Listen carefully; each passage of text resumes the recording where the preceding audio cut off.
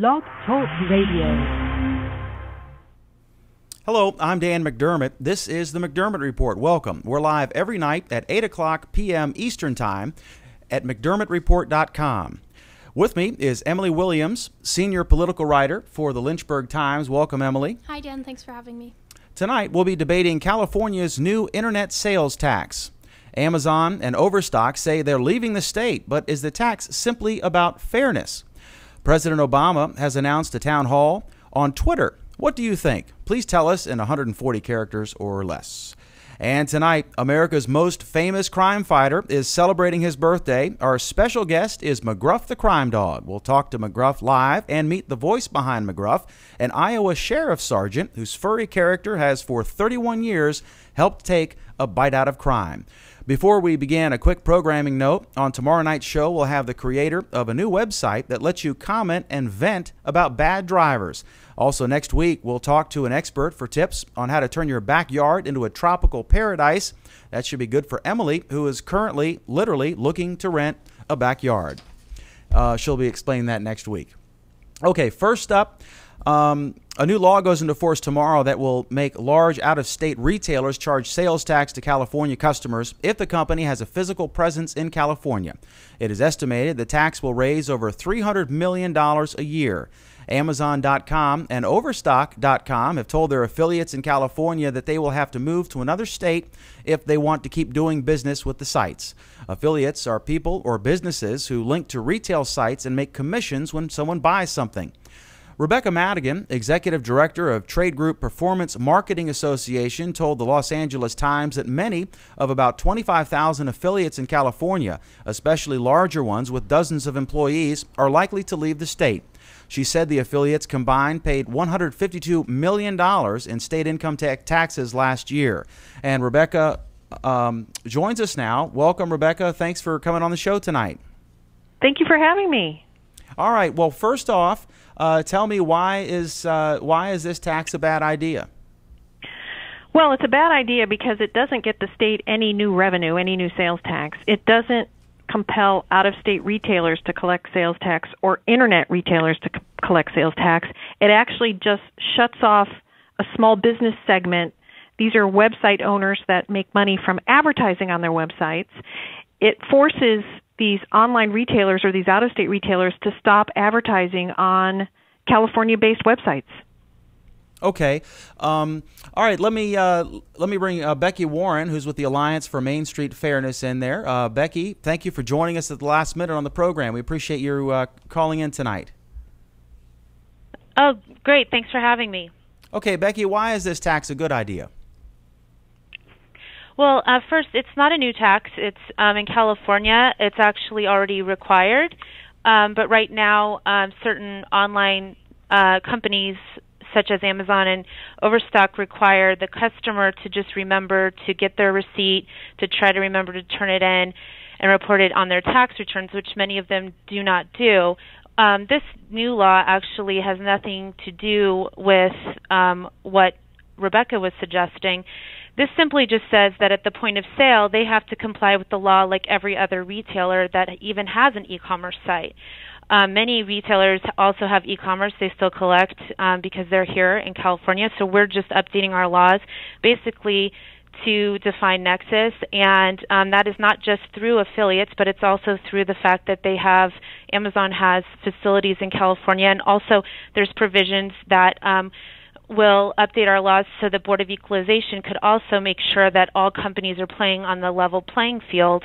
Amazon and Overstock are choosing to do that as their own business decision to try to avoid collecting the sales tax, but unfortunately for Amazon, even though they may want to sever ties with affiliates, they will still have to collect the sales tax because of the other provisions in the law. Okay, well, let me go to Rebecca. Tell me, what she's saying accurate that Amazon will still have a physical presence there and will still be subject to the law? If that's the case, why are they cutting off thousands of affiliates?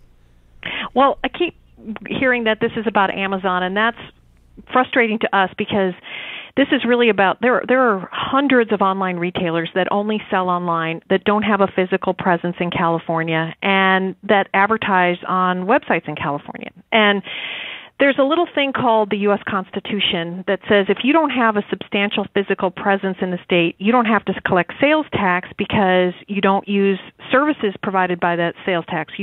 You don't use fire or police services. You can't vote in elections. It's called taxation without representation. And the Constitution is very clear on that. If you don't have a business or a physical presence or a store here in California, you don't have to collect sales tax. What part of this law says is that if you run advertisements in California, that's the same thing as having a store, and that's just not true. So there are hundreds of out-of-state retailers that have stopped advertising here. But here's the key about the law in California, the main flaw. It went into effect immediately. So even if retailers out of state want to collect sales tax, there's no way they have time to set up their websites to do it. The only thing they can do is stop advertising on California websites, or they're breaking the law. Okay, Becky, with the Warren Alliance for Main Street, isn't this bad for the consumer? I mean, straight up, you're going to have to pay more for things? Actually, it's going to be good for the consumer. I mean, right now, consumers are supposed to collect and remit this tax, and actually here in the state of California, the Board of Equalization had sent out 300,000 notices saying that they were going to start to track people down and try to get them to collect. So really the burden was on the consumer. Now it's going to be at a level playing field where everyone gets to play by the same rules. That's what America's all about. It's having a fair marketplace. And also, I mean, there's claims that all these affiliates will go out of business. Well, that is not true. I mean, a lot of affiliates have lots of different relationships with different retailers, and in fact, most of the major retailers have invited anyone who has a severed ties with Amazon to join their network. And I'm sure that if any of the companies are ready to start registering and remitting their sales tax, that the State Board of Equalization will work with them. Okay, I have one more question for Rebecca, and then Emily's going to take a stab at this. But Rebecca, tell me this. I went recently to a Barnes & Noble, and I got a cup of coffee, and then sometimes I'll look at books and that sort of thing. Basically, to me, Barnes & Noble is a showroom for Amazon. Barnes & Noble, because of their enormous physical presence, all these footprints throughout the country, they can't charge what Amazon charges. Plus, they have to charge sales tax. So for me, it's basically a showroom for Amazon. And of course, Barnes & Noble may not be around much longer. What do you say to retailers who say, if I want to try to sell a product, I'm not at an equal footing? If someone can just, instead of buying the product in my brick and mortar store, they can go online and they can get it probably cheaper because they don't have to pay rent and taxes for the store, and they don't have to charge sales tax. Well, the U.S. Census Bureau says online retail sales are only 4% of all retail sales. So your brick and mortar stores still have 96% market share. People still impulse buy. They don't want to wait overnight or 2 days or 3 days for a book. They want to buy a book now. They want to buy a magazine now. They want to try on their clothes. Brick and mortar stores have a tremendous advantage over online stores. They have salespeople that can explain the items. They can have authors come and talk about their books and do book signings. You can't do that online. So the brick and mortar stores are scared because for some reason they're afraid of losing that 96%. What most, if not all, brick and mortar retailers are also doing is having online stores. Of course they should sell online. If you're a small store in California and you're only serving California customers, you open a website, now you serve customers all over the world. And by the way, when you ship a book to a consumer in another state, you're not collecting sales tax for that other state either. So there already is a level playing field. Okay, well, if I had to choose a stock, brick and mortar Barnes & Noble stock or Amazon stock, I think I'd probably go with Amazon. I think both of you have done a great job representing your views. Becky, any final thoughts? Yeah, I'd just like to clarify one thing. I mean, she's not talking about a level playing field. That's about the marketplace. This is when government, right now we're correcting a government disadvantage that they've given to certain companies. This is about giving artificial 10% advantage to companies that are not collecting sales tax. Now with this law, it will actually be a fair marketplace where brick and mortar stores and online stores will be able to compete without having this artificial government advantage that they were giving to these out-of-state sellers that have a presence in the state. And Rebecca, final minute or so. Well, I would just like to say that I think there does need to be an overhaul of the sales tax system, because clearly there's a lot of concern that a lot of transactions aren't being collected fairly. The problem with this kind of scheme is that a state is trying to control e-commerce or interstate commerce outside its borders, and that violates the Constitution. But even regardless of that, it actually did nothing but just wipe out 25,000 businesses here. They lost overnight. These affiliate marketers lost about 30% minimum of their income, and that's a tipping point. These guys are going to have to move out of state or fold their doors, and it's not. And the state is not going to collect any additional sales tax as a result. So that's the unfortunate thing. It's just a bad law. Well, I want to, just my personal thought, I see both sides on this, and I was saying this to Becky today before the show. I do understand the pain of Barnes & Noble. It's great to have a showroom where I can see all these wonderful books, but if the price is close, then I'll get it, or if I need it now. But there is a difference. I mean, it's a big deal if you could save 40% on the book and not get, especially with advanced books where you can actually get it in the mail the same day, a few hours after it shows in the store. I see both sides on this, and I want to thank Rebecca Madigan from Performance Marketing Association, and I want to thank Becky Warren with the Alliance for Main Street Fairness. Thank you both very much for being on the show tonight. Thanks for having me. Thank you. All right, great. Thanks. That was great. And now we're going to go to our special guest, and let's get Emily on. So for everyone who's been waiting for the exciting special guest, it's almost time for McGruff the Crime Dog. But first, we're going to go to Chuck Desrosiers, who is the Director of Constituency Services for the National Crime Prevention Council. Hi, Chuck. Thanks for joining us. Oh, thanks for having me. Well, first, tell us a little bit about the history of the National Crime Prevention Council. Is it a private group? It's actually a nonprofit organization. It was started, it's kind of an unusual history. It was started in the late 70s. The prevailing attitude of the public was you can't do anything about crime. So a varied group of individuals, government policyholders, law enforcement leaders, businessmen, labor leaders, and philanthropists got together, and they founded what turned out to be the McGruff campaign.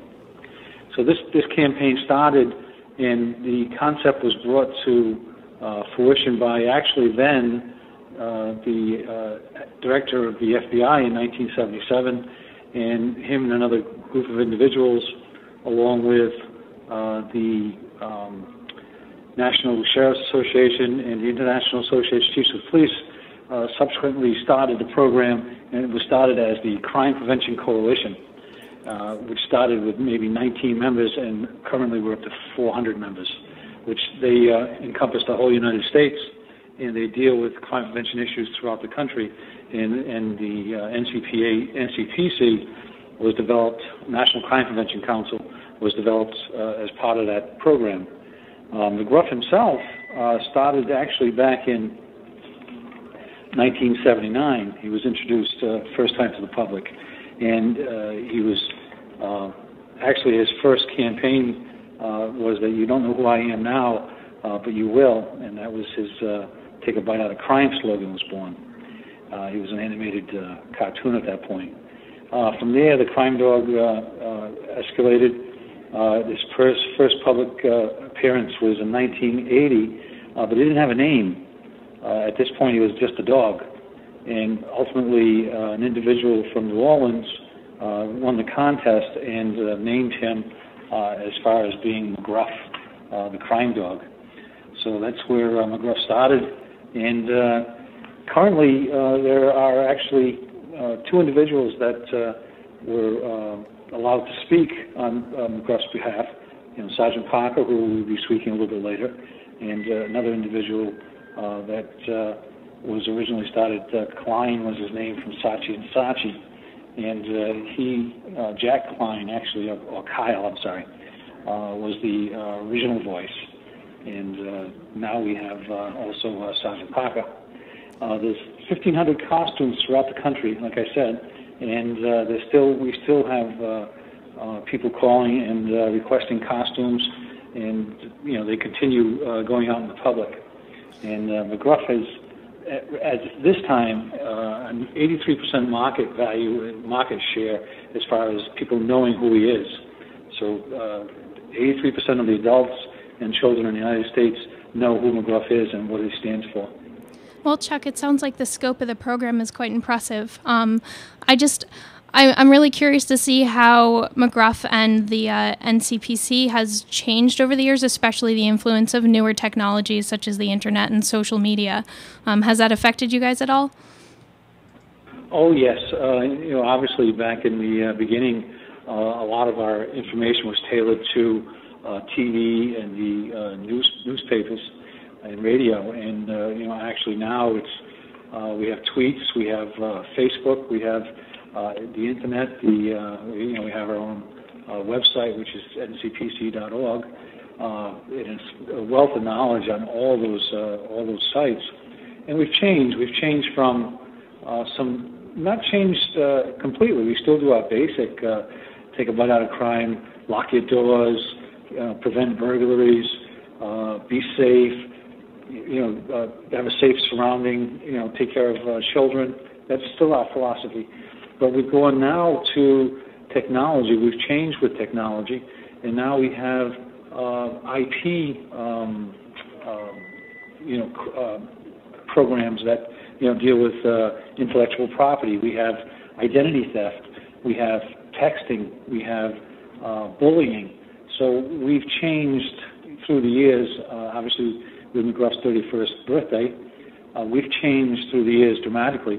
And that's any corporation. When we were started by Congress. We're the only crime prevention group that's recognized by Congress. And, we started, many years ago.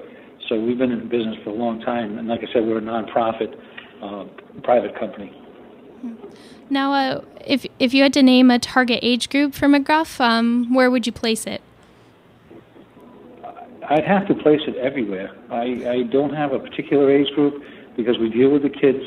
Obviously with McGruff going into the communities and going into the schools and going to fairs and parades, he's recognized by like I said, 83% of the population.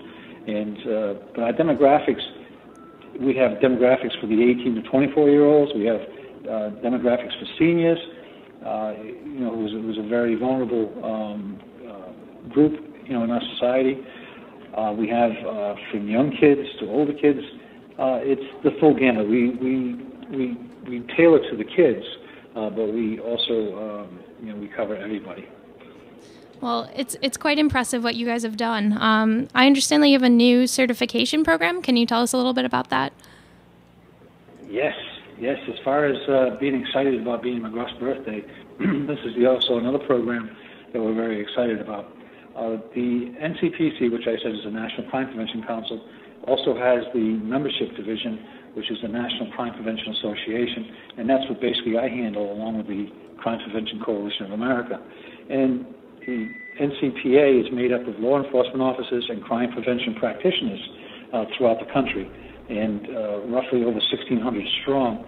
And what the certification program is, and we just started it actually in May of this year, where the officers receive certification in crime prevention that is recognizable throughout the country.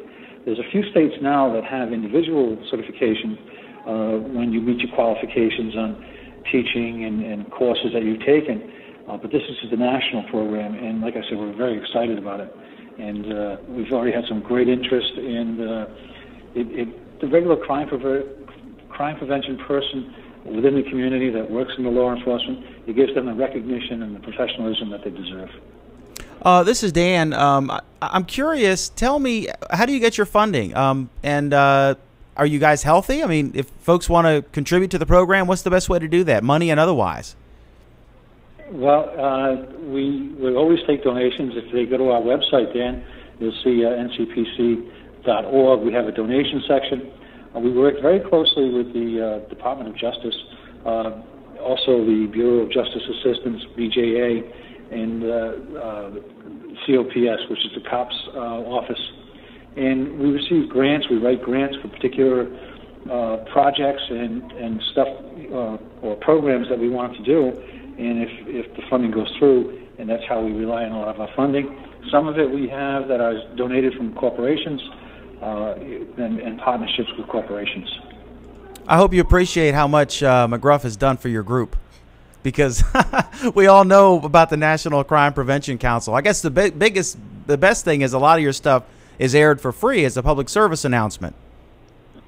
Yes, it is.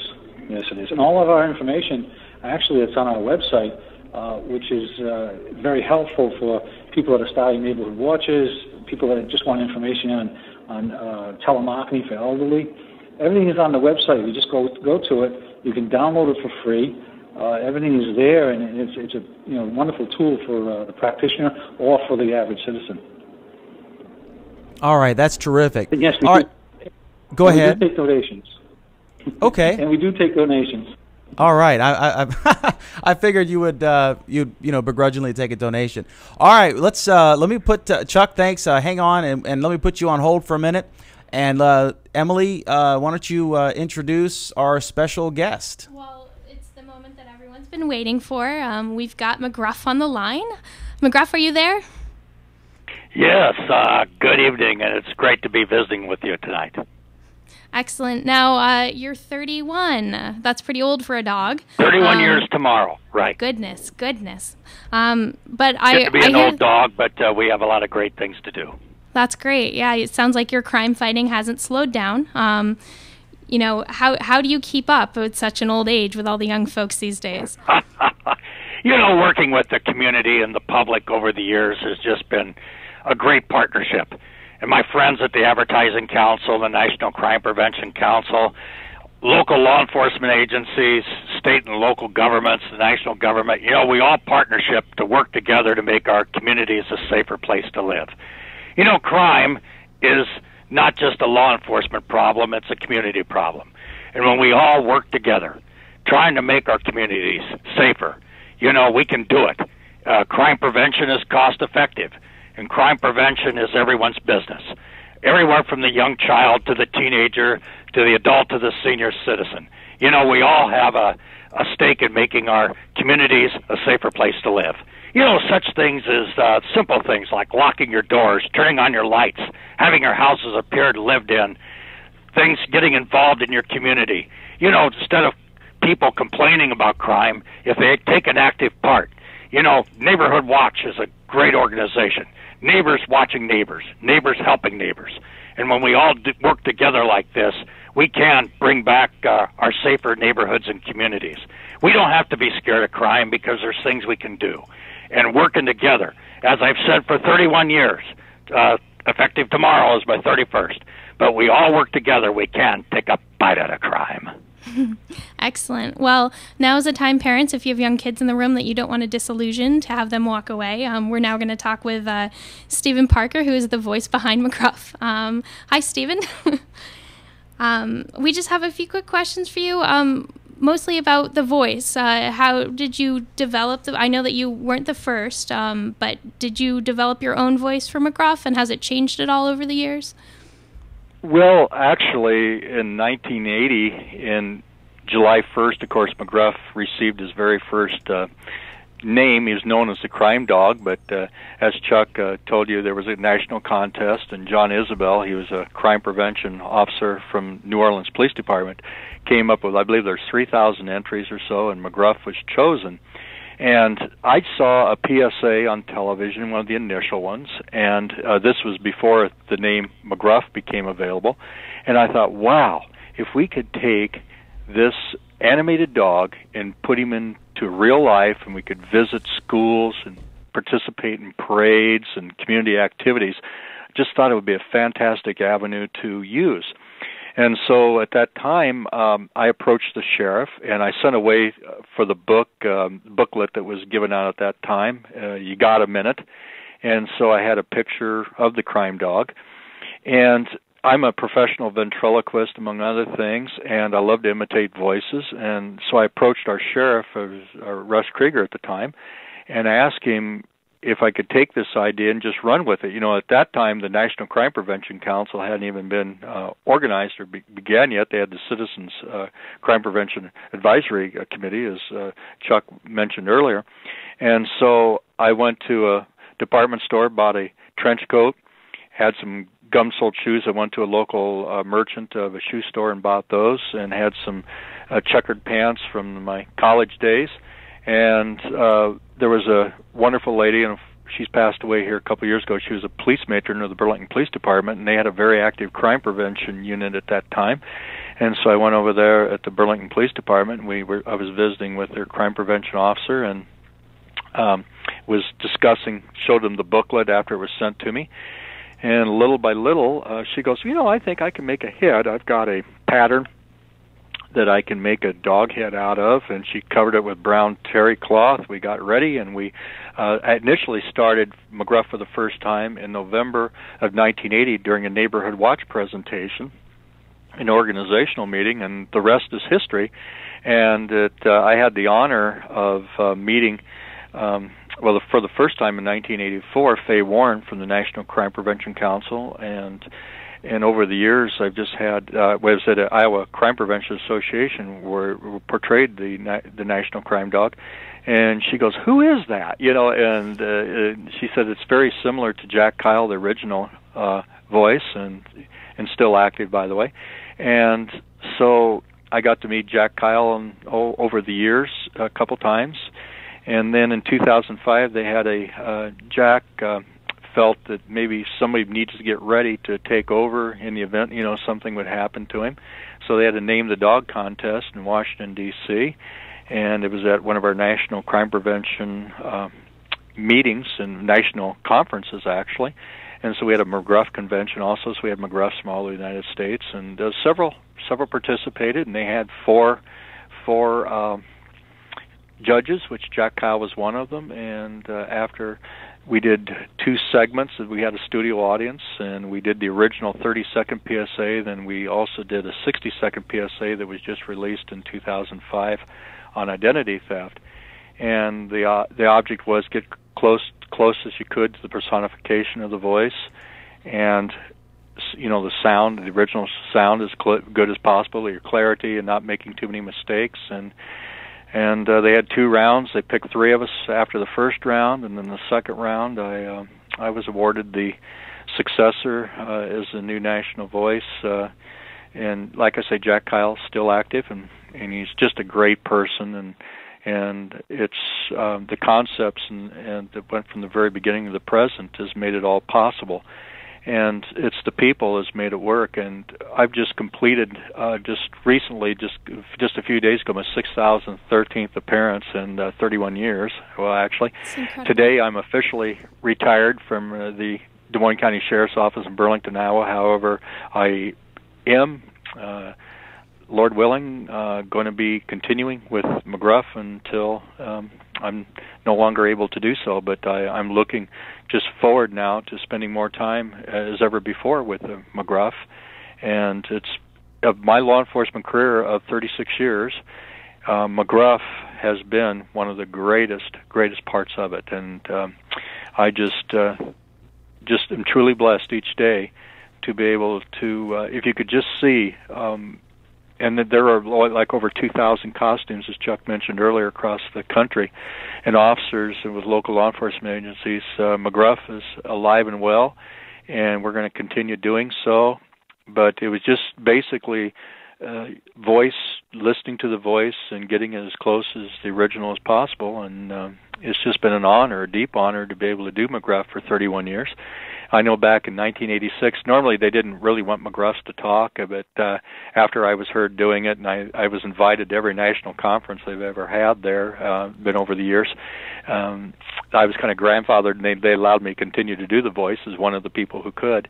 And then being able to continue Jack Kyle's great tradition with him has just been a great honor and privilege. And I want to say this with the bottom of my heart. The National Crime Prevention Council is an absolute fantastic organization to be partnership with. And if anyone really needs to learn about crime prevention, just go to ncpc.org, and They have a great website there. They have crime prevention tips for all ages, and they can download brochures, there's posters, there's products available to help the communities, and it's crime prevention, as I mentioned before, is everyone's business. And when we can work together, as McGruff says, we can take a bite out of crime. Great. Well, it sounds like it's been an amazing journey for you so far, and we wish you luck in the future. It's just beginning. I mean, I know 31 years, I wonder, wow, where's the time gone? And even though, I'm retired now officially today from my law enforcement career, McGruff is, as I spoke to just about an hour ago to some nice citizens that came to greet me farewell, said McGruff is, we're just beginning, and we hope to be around a long, long time. Great.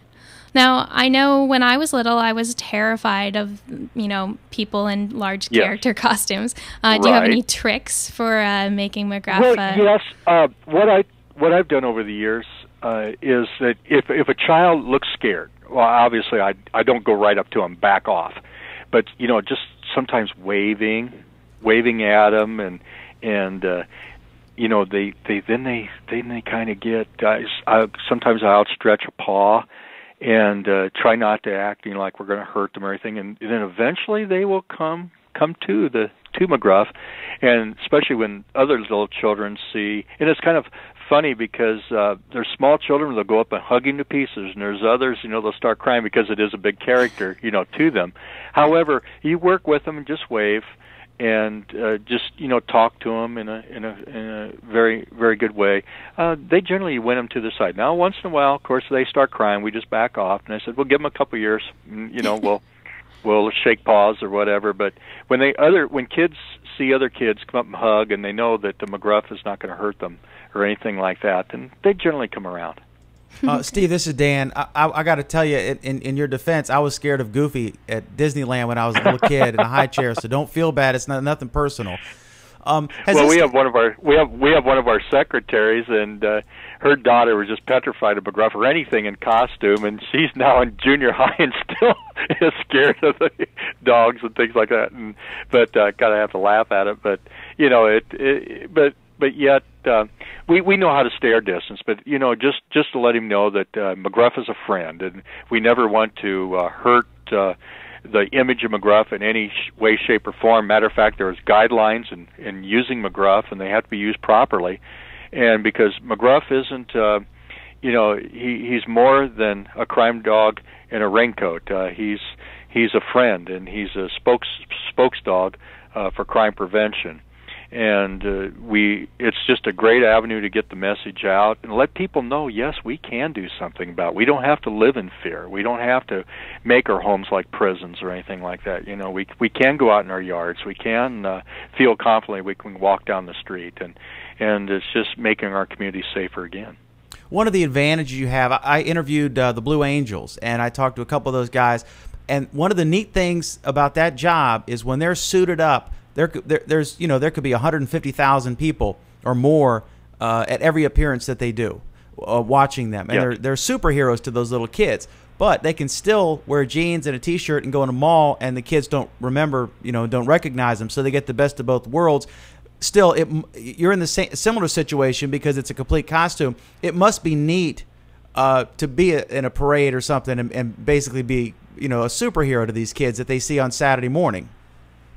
And what's amazing about it, and I'm kind of working now over the second generation, and I'll have parents come up to me oftentimes and will say, "Oh, honey, McGruff came to visit when I was in second grade," or something like that. It just gives you this just warm, fuzzy feeling, basically. And little children will come up and McGruff, and they'll just hug. And you have to, like I say, there's been hot days. We've had an extremely hot day today, and I've been. I remember one time we helped a local radio station, and we started in a community 17 miles away, and it was a day like this, about 98 degrees in the shade. It was called the Woggle, and one of the radio DJs at that time, he's a self-taught juggler, and every mile he would juggle things, and we were trying to earn money for some safety education kits, crime prevention kits for children. And McGruff and one of the other sports broadcasters, we trekked the whole 17 miles, and people were honking and waving. We had, protection from fire trucks and police cars and those type of things, highway patrol along the way to make sure we didn't get hit. But the people would pull over, and the children, and we'd visit with them and everything.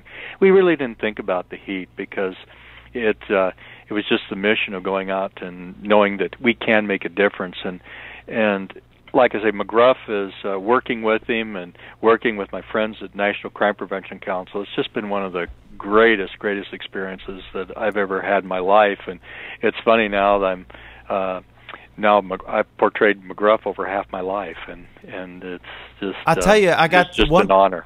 One thing you should do. See, when I talk to the Blue Angels, in their contract, they get a police escort to eat lunch because everywhere there goes a traffic jam. You need to renegotiate your contract, Ryder, so you can get a police escort and most likely a free lunch, right? I guess McGruff. But you can't be seen to eat. I mean, you're not going to eat dog food, really right? allowed to eat in public or anything, like that. He gets his share of dog biscuits and things. But no, and all kidding aside, though, it's amazing over the years the people the recognizing of McGruff as a national figure, and knowing what he stands for, and it's amazing. McGruff has been invited to young people's houses before birthday parties and things like that, and it's they can you come to our house for dinner? We have to tell them, well, honey, we have a tight schedule, but thank you for the offer, and he'll get cards and letters and pictures, and kids are constantly sending him real neat things. And on the McGruff.org website too, you can just see some of the neat things that young people write to McGruff about, and it's just fantastic. That's great, and I applaud your efforts. I had two two heroes from Saturday mornings. McGruff, you're one of them. And also, wow. the little guy who was the Bill. Remember, I'm just a Bill on Capitol Hill, but I'm going to be a law one day. Yes. From Schoolhouse Rock. Great, yeah. Yes, weren't they fantastic? That'd be a great cartoon. I guess it's my dream. Yeah, my dream would be. I know I've talked. I've thought about this before. It'd be neat if McGruff could maybe have a little Saturday mornings, maybe a little crime prevention tips or something on a show, or maybe even have his own animated with Scruff, have an animated program about, on safety and various things like that. And I think it could really work. And, just something to think about. McGruff, what do you think about the recognition? Oh, it's absolutely fantastic. And I just hope for the future we can continue on going and make no bones about it. We can make a difference. So help your neighborhoods, help your communities, help your schools, help moms and dads and parents, work with the young people and people of all ages, everywhere from the small child to the senior citizen, because we can make a difference. Well, thank you. You got to say it. You got to say it. And you can make a difference and take a bite out of crime. I love it. I love it. That's awesome. All right, I don't get to talk. I can't talk to Superman or Spider-Man, but McGruff the Crime Dog. Let me bring Chuck back in here. Chuck, has this program been exported? Is McGruff in other countries? He's been in other countries. He's been in Chile. He's been in Argentina. We had visitors come down from recently from China and Korea that they're excited about McGruff. But they know him nationally, throughout the country and throughout the United States, and also through the world. He's got recognition. And to either of you guys, like Steve does. Yeah, what's great about this program is it's relatively low cost. I mean, you produce an ad, and then a lot of stations will run it because it's a good cause. You don't have to pay anything for it.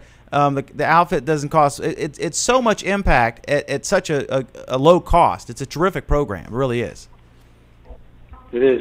That's why we support it, and we have, dedicated people like, Sergeant Parker, who's done, he said, half his career as McGruff, and that's the dedication that these people do on a daily basis.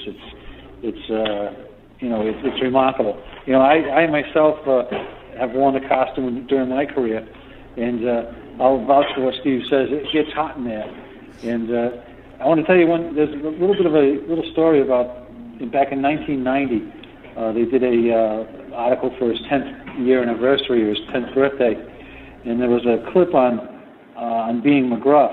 And the first person they talked to, it says, McGruff is one of the greatest tools ever. Treat him with respect, and don't make a joke of him. When I put the costume on, Steve Parker disappears. I'm McGruff the Crime Dog, totally. Being McGruff is one of the highlights of my life. And Sergeant Steve Parker, the Des Moines County Sheriff's Department, Burlington, Iowa. And we thank Steve for that. All right. Well, I also want to thank Chuck Desrosiers with the. Let's see where he is. I want to thank Chuck with the National Crime Prevention Council, and also thank retired Sergeant Stephen Parker with the Des Moines County Sheriff's Department. You both you guys, Stephen Parker, also known as McGruff the Crime Dog. Both you guys are. McGruff is famous, but you two are unsung heroes, and I, as an American, and I thank you very much for the work you do. Thank you, sir. Thank you very much. All right, that's terrific, Emily. I think we got to meet a couple bona fide celebs tonight. That's great. It was incredible. Thanks, guys, if you're still listening. All right, that's awesome. Okay, now next up, this is great. We talking about the president? We are talking about the president's town hall. It's talk about modern technology. We should have asked Sergeant Parker if he was going to, if McGruff tweets, and if he was going to have a town hall. Okay, let's see here. Today, the White House announced through its official Twitter account at White House that it will host its first ever Twitter town hall on Wednesday, July 6th. In the East Room, it's at 2 o'clock in the afternoon. Twitter co-founder and executive chairman Jack Dorsey will moderate a conversation between President Obama and Americans across the country about the economy and jobs. Starting today, Twitter users can submit questions using the hashtag AskObama. More information from Twitter can be found at the event's homepage, askobama.twitter.com. The White House also announced today its first tweet up. A portion of the Twitter Town Hall's live audience will be drawn from people who follow at White House, and visit whitehouse.gov tweet up to sign up. This tweet up will be the first one the White House hosts. Future tweet ups will provide at White House followers with the opportunity to attend events, engage with administration officials, and share their ideas with other followers. Emily, what do you think? Are you going to be hashtagging the Prez? If I had a Twitter account, maybe. I've been sort of boycotting Twitter because I like more than 140 characters. Thank you very much. But yeah, I think that this is a good step for Obama. One of the things that he ran on in his campaign that especially spoke to me as a journalist was this idea of transparency and upping his communication with the public. And I think that holding a forum in Twitter is appropriate. It is a venue of conversation or a place where people share ideas. So, yes, and I won't be joining. I wish I could say I would be, but I really am not going to get a Twitter account just for Obama. I apologize. Well, it gets better. We got the transcript today from Jay Carney's office of the president's, the press spokesman's briefing today. Question: and finally, on the Twitter town hall meeting, will the president be giving his responses in 140 characters or less? Jay Carney: let me see if I have the details. That's a good question. We'll have to get back and see how that works. Will he be speaking or just tweeting?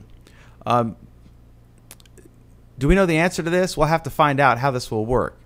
It will be a webcast, so it will be live. He'll be speaking. There will be questions coming in. Twitter oversees the process. I think it's, it's another way. I don't think it's demeaning. I think it's another.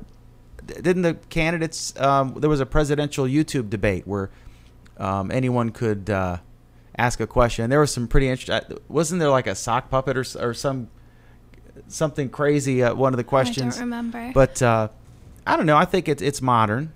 And then now there's a controversy. There was some drama in the press conference. Jay, is the campaign at all involved with the town hall next week, or is that his official White House Twitter account that he uses? And he said, this is an official event. Will he ever use that campaign account to send out? I believe he has himself send out some messages on his campaign account signed with his initials. He said, I'll have to get back to you on that. So the campaign is not involved in the town hall at all. I believe it's an official event. Leave it to the White House press corps to find controversy. But I don't guess it's a free account, right? So would it matter if it was the official or the campaign? It's not I guess it's an asset, but I guess you could judge it as having value. Emily, what do you think? I think it's just this idea of people trying to, it's coming up on the time where we're going to need to start separating the lines between Obama the president and Obama the candidate for president, I guess. And the press corps is just jumping on that early.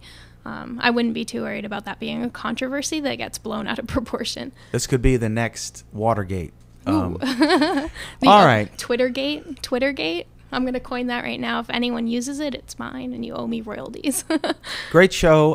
And what's going to happen tomorrow night? We've got this guy started a website. If you see a bad driver and you get mad, you can actually get the license plate number of the person, and you can vent about them on this new website. So this is that's perhaps a more useful event than a Twitter town. I don't know how you could deal with the economy in 100, or maybe it's lousy, or something in 140 characters. But hey, it's Emily. Thanks so much for being on the show. We appreciate it as always. You're great. No problem. It was fun.